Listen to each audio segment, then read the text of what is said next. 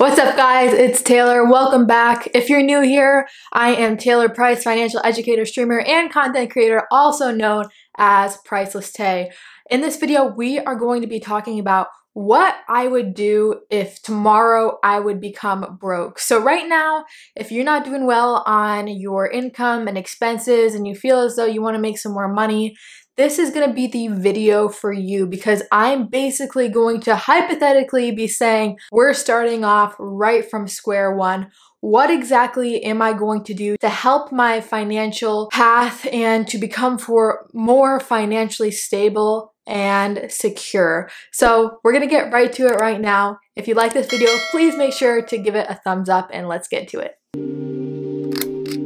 If you guys want to invest and have an easy app to invest in, there is an app called Public, which I'm going to put a picture right here. Public is an amazing app for beginners, super easy, super simple to use. I have one myself. Basically, it's a social investing app. So whatever I'm investing in, you will be able to see what I'm investing in my portfolio. So if you guys want to sign up, I have a link down below. You will receive $10 slice of stock that you can choose from out of the variety of stocks that you're able to choose from. What's also great about Public is they have themes. So if you're new to investing, they have, for example, a travel sector theme or the coronavirus theme or staying healthy at home theme. And basically these themes are going to be related to different kinds of stocks within that sector. And this is super easy and super simple to use again. And also you can find some celebrities like Shaquille O'Neal even on there and seeing what he's investing in and why he's investing in it. However, if you guys don't want to have that social aspect on and you don't want anybody to see your portfolio, because I do understand that it's more of a private thing that people don't disclose to the world, you can actually just turn that off. Super easy, super simple to use. So again, you'll receive a $10 slice of stock with signing up with the link down below. Let's get back into it. Now, of course, if you were broke right now, this is going to be something that's pretty easy and shouldn't take much effort for you, is to find out your income. And really, if you're broke, that typically means you probably have one job and it's not really paying you that well. So first off, you're gonna have your income covered, right? You're gonna figure out your income, and that's typically going to be by your paycheck and what you deposit in your checking account. But after, this is where we start getting into a little more technical numbers, and that's going to be finding out our expenses. How you can do this is you can take a journal every single day with you wherever you are and write down in your journal how much money you are spending. Typically, if you are broke, the expenses are going to be higher than your income. That's what really drains your bank account. It's either that or you're just making a little bit more income than your expenses and kind of staying stagnant with your finances and really not being able to pursue your financial dreams of financial freedom, financial security, financial stabilization. So after we have sort of figured out our income and expenses, we're going to want to subtract our income from expenses. And the difference left over, that should be something that we are going to be paying ourselves, at least 10%. This is step number 2, contributing 10% to our rainy day fund. Now, this is going to help you in so many situations, whether you got laid off from your job, or you quit, or you got fired. Now you're going to have some sort of backup when you don't have any money coming in whatsoever. So you need to be financially secure, and for that, we're going to contribute 10% of our income to a savings account that we aren't going to touch, and it's going to be the emergency rainy day fund, just in case you get laid off, just in case you maybe get into a car accident and your medical insurance doesn't cover the expense of being in the hospital and the transportation to get there, all that kind of jazz. Question: what if you say, I don't have enough money to contribute 10%? Well, that's okay. But first, I really want you to at least start with 5% then. If you can do 5 to 7% and then gradually build your way up to 10%, that is going to be more than enough and more than what you are doing right now if you are broke. I understand that there's going to be grocery expenses and the cost of living that you might just be being able to afford, but we have to start someplace and to escalate. This is where tip number 3 comes in, and that is going to be starting to work a side hustle. I know this is really difficult for some people, but you have to find something that's going to try and produce a little bit more money than you're already making than none. Anything's better than none. So let's say you like photography and you only have your phone. The phone can be a powerful thing these days. I mean, God, the camera on here is the same as the camera you guys are viewing me right now. So what you can do is you're going to offer free services first, build up your reputation, and people will say, wow, this is a good service. This is something that we can actually market and get out there and start paying like $25 for a photo shoot, and then $50, and then eventually you can do senior high school photos or graduation photos or subtle wedding photos in your community, just to help you build up that extra revenue and that extra side income. Now, this is just an example of photography, but this can literally be applicable to anything, guys. I mean, it is so easy nowadays to get a side hustle, especially when there's websites like Fiverr. I actually have a video on how to start an online business or online side hustle. If you want to watch that after this video, it's going to be right here, and I'm going to link it for you just in case you aren't really sure how to start that side hustle or where to go, especially if it will require money or if it's free. And those are some resources that I'm going to provide for you today so you can get on the path to financial freedom. Also, I do want to say, during these times of trying to escape from being broke, it is difficult. You are going to have to sacrifice something in your life, whether it's not getting your nails done every 2 weeks, or not getting the eyelash extensions, or not getting the newest video game, or not having your subscription on Netflix or Hulu. Or it could even be your social life. This is what happened to me.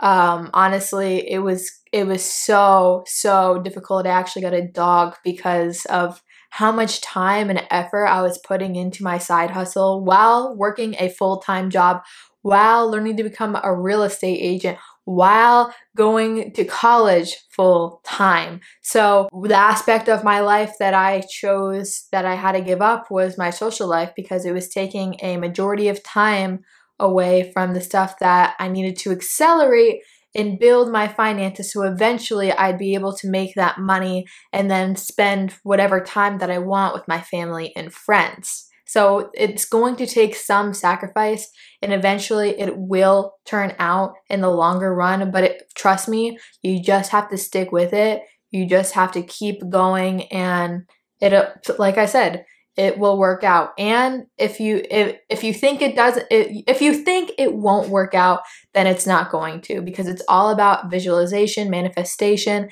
imagination, and creating those small steps towards that future goal of yours. After we have our income from our side hustle and our regular paying job that we are still going to, now we're going to be able to really trying to contribute that 10% to our account. If we're not already contributing 10% to our rainy day fund and emergency fund, we want to fill that up first.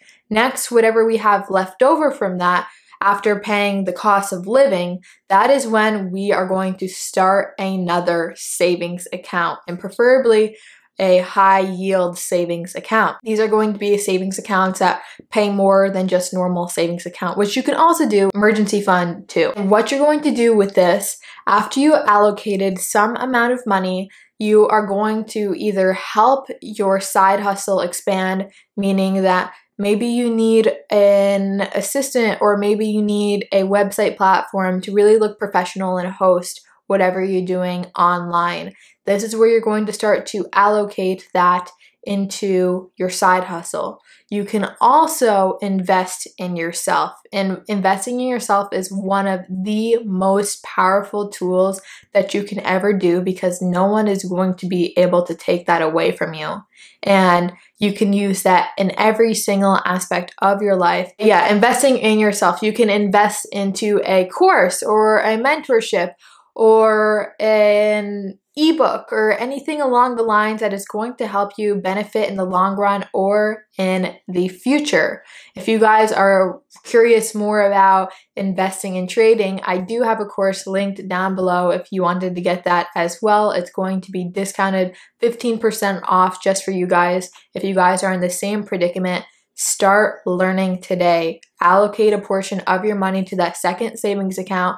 Save up to your goal of either investing in yourself, investing more into that side hustle. Like for example, let's go back to the photography side hustle. If you were using your iPhone, now you can afford a Sony a6400, what I'm filming on right now, and then you can go invest into a lens or something like that and keep building up and escalating. But it's going to take small steps to eventually reach that higher goal of yours. My last tip. So after having this side hustle for quite some time, you might find that the side hustle is actually paying more than your actual job, which it did mine during the time that I was going through this exact situation, which I'm describing to you, and how you can do the same exact thing just in like different areas.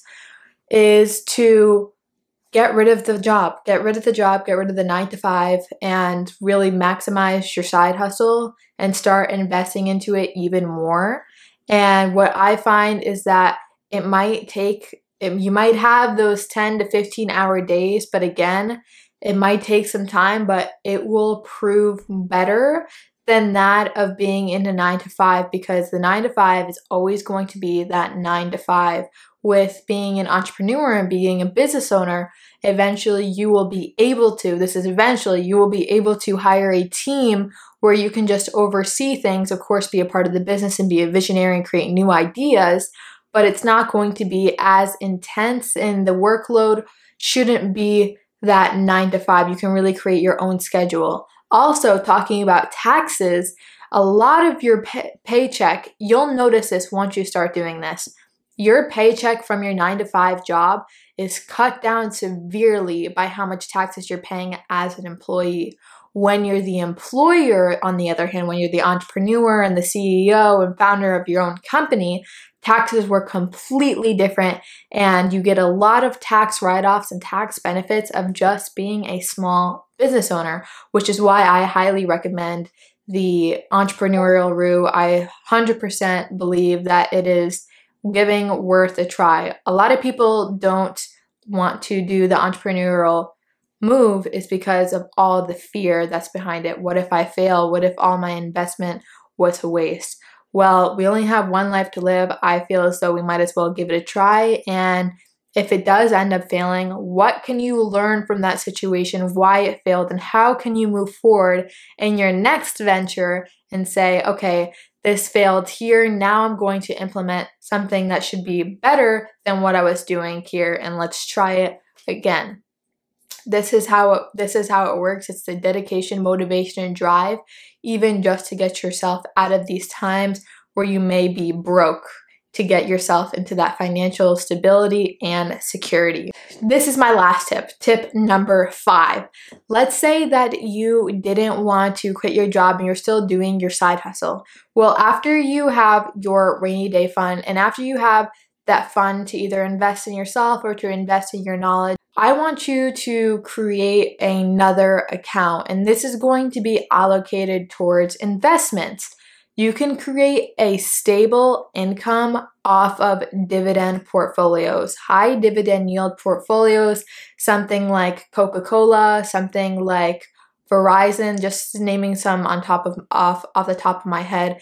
They pay dividend payments, and what this means is that just for holding shares within their company, you will be getting paid a percentage of the profit that they make each earnings quarter. It's going to depend on if the company has a net loss or a net profit, If they're profiting, this is when you're really going to be receiving those dividend payments. And I do want to let you know that they can fluctuate. There's no set dividend payment price, and they are going to vary among payouts with each company. For example, we can have annual, we can have semi-annual, we can have quarterly, and we can even have monthly when it comes to dividend payments. So top tips: research high dividend yield payments, start adding a few to your portfolio, and then really see how it's going to help you in the long run. And eventually, once you start contributing more and more money to that dividend portfolio, it's going to start paying more to you because you have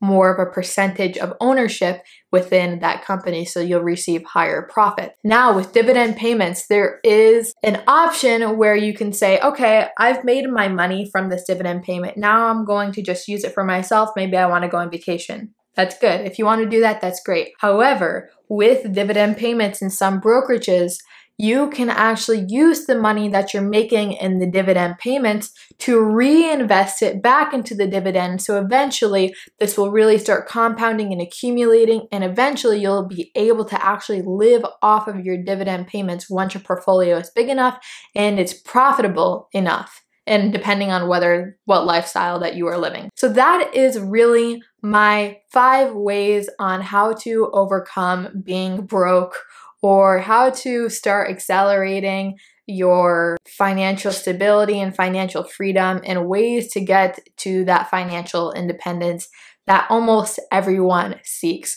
So again, if you guys like this video, please make sure to give it a thumbs up. I'd really appreciate it, helping the algorithm. Also, let me know a comment down below. Do you invest in dividend payments, or do you invest in dividend stocks? I want to know what you guys are investing in, so let me know down below, and we'll see you in the next video.